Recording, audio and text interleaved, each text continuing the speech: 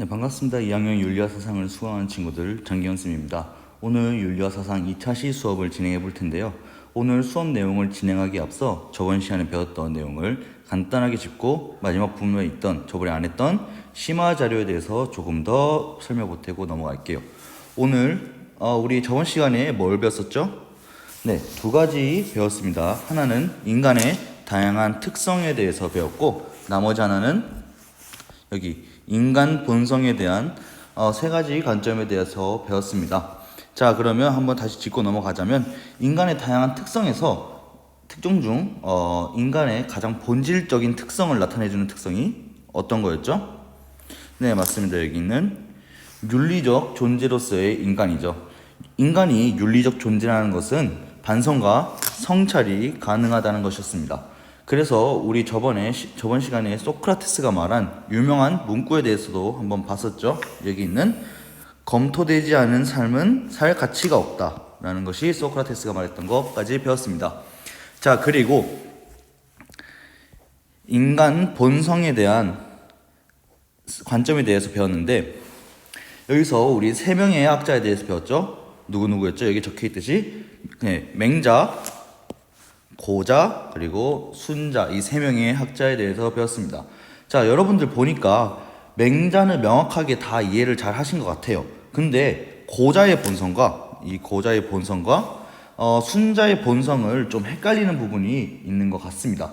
그래가지고 오늘 이거에 대해서 한번 조금만 더 짚고 넘어가 보도록 할게요. 고자는 본성에 선악 모두 없다는 성무선악설과 순자는 악한 본성을 가지고 있다는 성악설인 것은 여러분들 다 이해는 한 것 같아요. 근데 고자의 본성이 식욕과 성욕이라는, 여기 잠시만 지울게요. 이 식욕과 성욕이라는 욕구라는 것에서 좀 헷갈리는 것 같습니다. 느낌이 사실 욕구라고 하면 이것도 다 욕구죠. 느낌이 욕구라고 하면 좀 안 좋고 나쁜 것 같이 느껴지는 게 사실입니다. 하지만 우리가 앞으로도 계속 배울 내용에도 이와 같이 헷갈리는 부분이 많기 때문에 확실하게 짚고 넘어갈게요.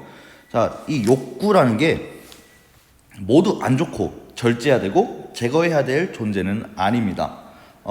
여기 고자가 본성이라고 말하는 식욕과 성욕 그리고 뭐 수면욕, 이게 자고 싶은 욕구 등 이런 거는 우리가 살기 위해서 필수적으로 요구되는 욕구들이죠. 이러한 욕구도 당연히 과다하게 추구할 경우에는 당연히 안 좋은 것이 되지만 생존을 위해서 적당히 추구되는 것은 바람직한 것들입니다. 이러한 욕구는.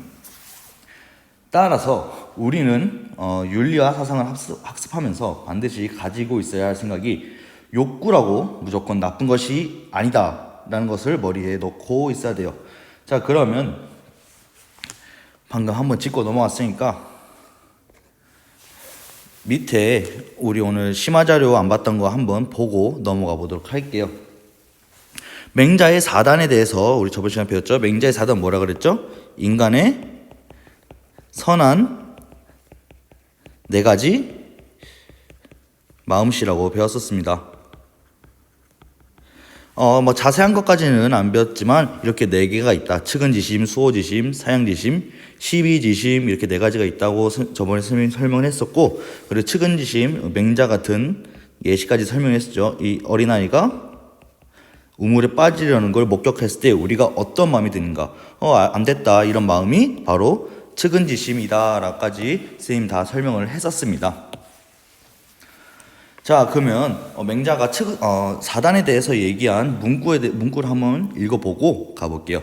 자, 읽어보면 측은해 하는 마음이 없으면 사람이 아니고, 자, 측은해 하는 마음 뭐죠? 측은지심. 그리고 잘못을 부끄러워하고 미워하는 마음이 없으면 사람이 아니다. 자, 이거는 뭐죠? 두 번째 있는 거 수호지심. 그리고 사양하는 마음이 없으면 사람이 아니고 뭐 사양지심. 마지막으로 시비를 가리는 마음이 없으면 사람이 아니다. 시비지심이죠.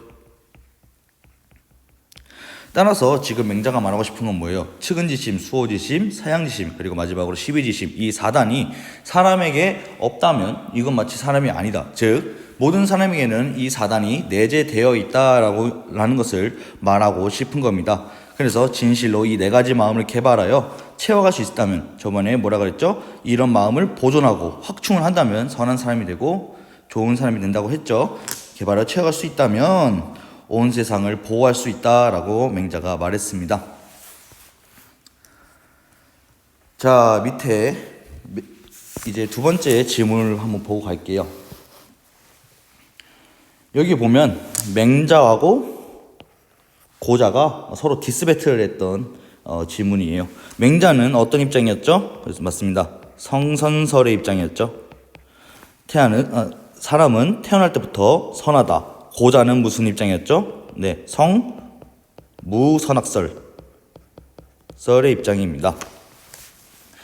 자, 그러면 맹자와 고자가 어떻게 논쟁을 했는지 한번 읽어보고 자세한 설명 들어가 보도록 할게요. 자, 고자가 말하였다. 인간의 본성은 고여서 맴도는 물과 같아서 동쪽으로 터지면 동으로 흐르고 서쪽으로 터지면 서로 흐른다. 인간의 본성은 선과 불선으로 나눌 수 없는 것은 고여서 맴도는 물에 동과 서의 구분이 없는 것과 같다라고까지 고자가 말을 했습니다. 자, 이제 맹자의 반박이 나오겠죠. 물에 동서의 구분은 없지만 어찌 상하의 구분도 없겠는가. 인간의 본성이 선하다는 것은 물이 아래로 흘러내려가는 것과 같다. 인간의 본성은 선하지 않음이 없으며 그리고 물은 아래로 흘러내려가지 않음이 없다라고 말했습니다. 자, 고자가 말하고자 하는 건 뭐예요? 여기 물이 고여 있어요. 이렇게 물이 고여 있는데 고인 물이 동쪽으로 갈지 서쪽으로 갈지는 처음부터 정해지지 않고 터주는 방향대로 간다는 거죠. 즉, 이 동쪽과 서쪽이 선과 악이라고 생각을 한다면 사람의 본성은 애초에 정해져 있지 않고 터주는 방향, 즉 환경과 교육, 후천적 요인에 의해 결정된다고 말하고 있는 겁니다. 자, 이를 반박하는 맹자는 뭐라고 합니까? 물에 동서의 구분은 없지만 어찌 상하의 구분이 없겠냐. 물은 무조건 위에서 아래로 흐르죠. 물이 막 밑에서 위로 흐르는 거, 뭐 분수 이런 거는 번외로 치고 기본적으로 물은 위에서 아래, 상에서 하로 흐르게 됩니다. 즉 물이 상에서 하로 흐르듯이 모든 사람들은 이렇게 본성이 있으며 인간의 본성은 어떠하다? 선하다라고 맹자가 비판을 다시 하고 있습니다. 자, 이 지문은 맹자와 고자 서로 논쟁을 했던 유명한 지문이라서 가져왔고 이거는 또 기출이나 또 이제 다양한 문제 등에서 자주 활용되는 지문이기 때문에 여러분들 눈에 익혀두고 어떤 내용을 가지는지 잘 알고 있으면 좋을 것 같습니다. 자, 마지막으로 순자 성악설에 대한 지문을 보고 넘어갈게요. 순자 성악설 읽어볼게요. 사람들은 배고프면 먹으려 하고 수고로우면 쉬려고 하는데 이것이 바로 뭐다? 사람의 성정이다. 성정이란 건 뭐예요? 이런 이 본성과 그에 따른 감정이다라는 겁니다. 자식이 아버지에게 사양하고 아우가 형에게 양보하는 것. 자, 이건 뭐예요? 결국은 어떤 예절이나 선한 행동들이죠. 선한 행동들을 일컫는 겁니다. 이런 선한 행동들은 모두 성정의, 즉 사람의 본성에 어긋나는 것이다 라고 말합니다. 자, 왜 그럴까요? 순자의 입장에서 사람의 본성은 어떤 거였죠? 그렇습니다. 이익을 좋아하고 다른 사람을 질투하는, 저번에 말했던 좀 어려운 말로 호리, 좋아할 호자에 이익이 있자고 질오, 다른 사람을 질투하는 마음, 즉 이기적인 본성이 여기 있습니다. 이기적인 욕구가 사람의 본성입니다. 따라서 여기 보면 사람이 배고프면 먹으려 하고 수고로우면 쉬러 간다. 이런 것들이 결국 사람의 이기적 욕구를 말하고 있는 거죠. 이게 사람의 성정이다 라고 말합니다. 그런데 자식이 아버지에게 사양하고 아우가 형에게 양보하는 것, 이런 선한 행동은 사람의 성정은 원래 기본적으로 악하지만 이를 교화시킨 예와 교육을 통해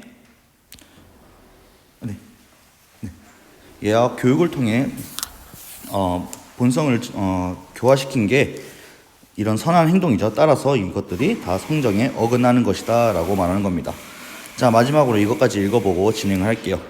군자를 귀하게 여기는 것은 그가 성을 교화하고 인위를 일으킬 수 있기 때문이다. 소인을 천하게 여기는 것은 그가 성을 따르고 정에 순응해서 멋대로 성내고 이익을 탐하며 다투고 빼앗기 때문이다. 군자는 뭐예요? 성인 군자를 얘기하는 거죠. 자, 군자를 귀하게 여기는 것이 그가 성을 교화했다 했어요. 성은 뭐죠? 악한 본성을 얘기하는 겁니다. 이런 본성을 교화를 하고 인이라는 게 뭐예요? 얘와 교육을 통해 변화시킨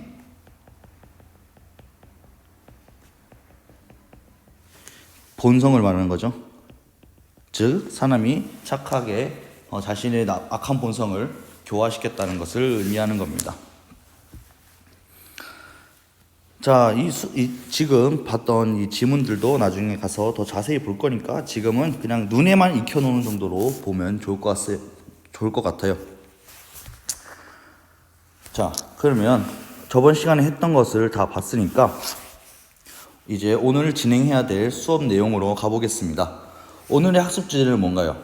인간 삶에서 윤리사상과 사회사상의 중요성입니다. 그러면 오늘 윤리사상이 무엇인지, 그리고 왜 중요한지와 사회사상이 무엇인지, 그리고 왜 중요한지에 대해서 배우면 오늘 수업 끝이 나겠죠? 자, 이 부분도 사실 선생님이 크게 설명할 부분이 없어요. 여러분들이 읽고 이해만 하고 넘어가도 되는 정도입니다. 자, 그러면 한번 시작을 해볼게요. 자, 여러분, 윤리사상이란 뭘까요? 자, 한번 고민을 한번 해보세요. 여기 적혀 있는데, 어떻게 사는 것이 바람직하고 좋은 삶인가? 라는 물음에 대한 체계적인 대답이며, 가장 정확하게 좀 정리해 놓은 게 인간의 도덕적 삶과 행위에 대한 체계적인 생각을 윤리사상이라고 합니다. 어떤 삶이 도덕적인 삶인가에 대해서 고민을 한 아리스토텔레스로부터 시작한 덕윤리학과 나중에 또 배울 거예요. 그리고 어떤 행동이 도덕적 행동인가에 대해서 고민한 의무론가, 그리고 공리주의가 대표적인 윤리사상들이죠. 그리고 동양에서는 유교, 불교, 도가 등이 대표적인 윤리사상들입니다. 간단하게 이제 의무론과 공리주의 설명을 해보자면, 의무론은 이름에서 알 수 있듯이 의무를 지키는 행위를 도덕적 행위로 봅니다. 즉 얘들의 기본적인 질문 자체가 뭐냐?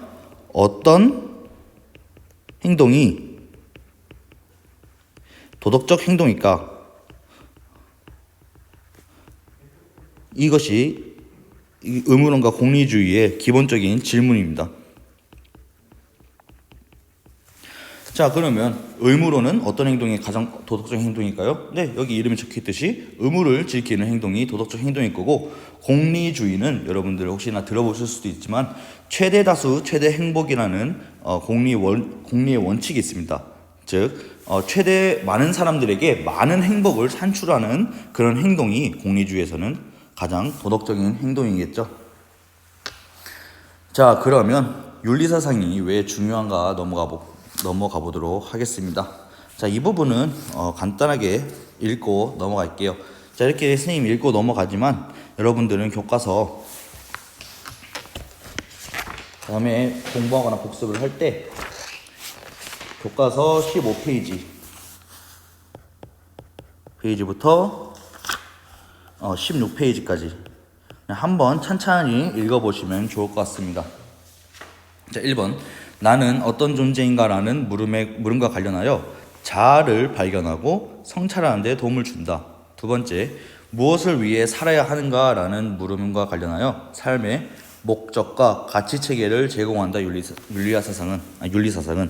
자, 마지막으로 어떻게 행동해야 하는가라는 물음과 관련하여 도덕적 행동 지침 및 판단 근거를 제공한다입니다. 자, 여기까지 봤으면 이제 사회사상이란 무엇인지 알아보러 가보도록 하겠습니다. 윤리사상이 개개인의 행동과 삶에 관심을 가지지만 반대로 뭘 가지죠? 자, 윤리사상은 어떤 거에 관심을 가지죠? 개개인의 삶과 그리고 행동에 관심을 가지죠. 왜냐하면 어떤 삶이 좋은 삶인가, 어떤 것이 도덕적인 삶인가에 대해서 관심 가지거나 아니면 어떤 행동이 도덕적 행동인가 이런 것에 관심 가지는 게 윤리사상입니다. 자, 이와 반대로 사회사상은 어떤 것에 관심을 가질까요? 개개인에 관심을 가질까요? 아니죠. 앞에 사회가 붙어 있으니까 사회 현상과 사회의 구조를 해석하고 사회 구조 해석하고 이제 설명하는데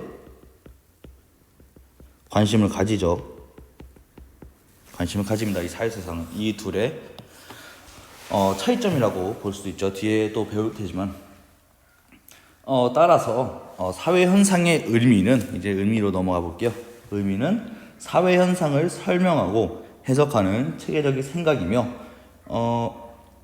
윤리사상에서 인간의 도덕적 삶과 행동에 대해서 고민을 하듯이 사회사상도 바람직한 사회의 모습과 그리고 그것을 구현하고 운영하는 방법에 대해서 고민을 하고 생각을 합니다.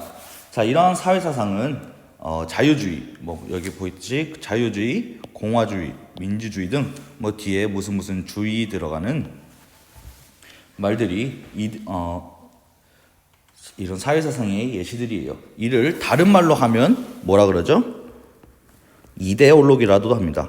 이데올로기. 여러분들 선생님 OT 강의를 들었다면 우리가 또 이 윤리사상 4단원 중에서 이데올로기를 배우는 시간이 있었죠. 몇 단원이었죠? 네, 4단원에서 이 이데올로기에 대해서 자세히 배울 겁니다. 자, 그러면 사회사상의 중요성에 대해서로 넘어가 볼게요. 사회사상의 중요성. 첫째, 이상사회의 모습을 설계하고 이를 실현하는 방안을 모색하는 데 도움을 줍니다. 자, 각각의 사회사상들은 자신들만의 최상의 사회를 설정을 하고 그리고 이를 위해 나아가는 방안을 모색을 하죠. 자, 예를 들어 사회주의로 생각해 보세요. 사회주의.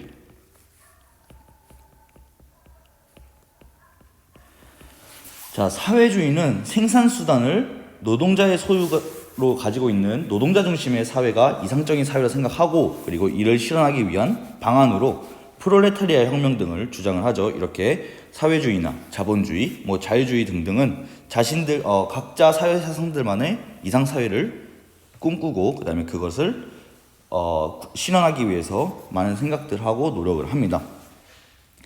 자, 두 번째, 사회사상을 통해 현 사회의 상태를 진단하고 평가할 수 있는 틀로서 기능을 한다는 점입니다. 자, 그리고 마지막으로 넘어갈게요. 마지막으로서 공적 삶의 영역에서 마주치는 윤리 문제와 그리고 이러한 딜레마를 해결하는 데 도움이 된다는 점입니다. 자, 여러분들 딜레마가 뭐냐면 교과서에도 적혀 있지만 선택 가능한 어떤 선택지 중에 어떤 것을 선택해도 이상적인 결과를 얻을 수 없는 상황입니다. 이상적인 결과를 얻을 수 없다. 얻을 수 없는 상황을 의미합니다. 딜레마란 이제 또 많죠. 여기 교과서에 적혀 있는 예시로 한번 가져와서 얘기를 해보자면, 빈부격차의 문제를 설명을 해놨더라고요. 빈부격차의 생각은 뭐예요? 부자에게 세금을 많이 걷어서 가난한 사람들에게 지원을 할 경우, 가난한 사람들은 좋겠지만 따지고 보면 또 부자들에게는 많은 세금을 걷는 것이 부자들의 자유를 침해한다는 문제가 발생할 수도 있습니다. 또 만약 지원을 아예 안 하자니 가난한 사람들의 기초생활을 보장할 수 없는 상황이라면 이런 상황들이 딜레마 상황입니다. 자, 이러한 상황에 우리가 접했을 때 사회사상이 딜레마에 대한 제안을 제시하고 그리고 타당성을 검토해서 책임 있는 의사결정을 하는데 도움을 준다는 거죠. 이 사회사상이. 자, 여러분들 이제 마지막입니다. 지금까지 배웠던 윤리사상과 사회사상 간의 관계에 대해서 알아보겠습니다. 자, 공통점과 차이점은 여러분들 읽어보면 바로 아실 테고요. 기억해두면 좋은 것은 결국 윤리사상과 사회사상이 결국 상호 의존적이고 보완적 관계를 가진다는 겁니다. 자, 왜냐하면 우리 저번 시간에 배웠던 인간은 무슨 존재였죠? 네, 사회적이고 정치적인 존재이기 때문에 사회와 인간은 분리될 수가 없습니다. 따라서 개인의 삶과 국가 구성원으로서의 삶은 분리해서 생각을 할 수가 없기 때문에 개인의 삶에 관심을 가지는 윤리사상과 그리고 국가 구성원으로서의 삶에 관심을 가지는 사회사상은 서로 분리될 수 없는 관계를 가집니다. 그에 대한 내용이 여기 적혀 있는 이 내용입니다. 읽어보면 개인의 삶에 관심 가지는 게 뭐죠? 윤리사상이죠. 그리고 국가 구성원, 이 사회사상에 관심 가지는 게 이 사회사상. 국가 구성원으로서의 삶에 관심 가지는 게 사회사상. 이 두 개가 결국 분리해서 생각할 수 없습니다. 따라서 윤리사상과 사회사상 그리고 개인과 국가 구성원으로서의 삶, 국가는 서로 영향을 주고받는 관계이기 때문에 개개인들이 도덕적일 때 정의로운 사회가 될 가능성이 크고요. 그리고 사회나 국가, 즉 전체가 정의로워야 개개인들이 도덕적인 사람이 될 가능성이 높은 서로 물고 물리는 상호 의존적이고 보완적인 관계를 가진다는 거, 여기를 기억해 주시면 좋을 것 같습니다, 여러분들. 자, 오늘 수업 이렇게 마무리를 할 테고 복습을 할 때 여러분들 오늘 제가 설명을 했던 여기 이런 원문들을 위주로 한번 좀 봐주시면 좋을 것 같아요. 왜냐하면 윤리와 사상 같은 경우는 공부할 때 그 학자가 어떤 말을 했는지, 어떤 사상을 가지고 있는지에 대해서 공부를 당연히 해야 되지만 문제를 풀 때는 결국 이러한 지문들이 나온단 말이에요. 이런 지문을 봐서 이 학자가 어떤 학자인지 알아야지 결국 문제를 풀 수 있는데, 그래서 따라서 이러한 지문들을 계속 눈에 익혀서 이런 지문은 이런 학자구나, 이 지문은 맹자의 지문이구나, 이 지문은 고자와 맹자의 지문이구나, 이런 것들을 계속 눈을 익히다 보면 조금만 읽어도 이거 어떤 학자인지 이게 눈에 딱 와요. 그래서 결국 스님은 계속 수업을 할 때 이런 이론적인 내용도 넣을 거지만 이런 원문들을 계속 넣어서 여러분들에게 읽히는 연습을 시킬 겁니다. 자, 오늘 수업 듣는다고 고생 많았고요, 여러분들. 자, 다음 시간에 보도록 할게요. 수고하셨어요.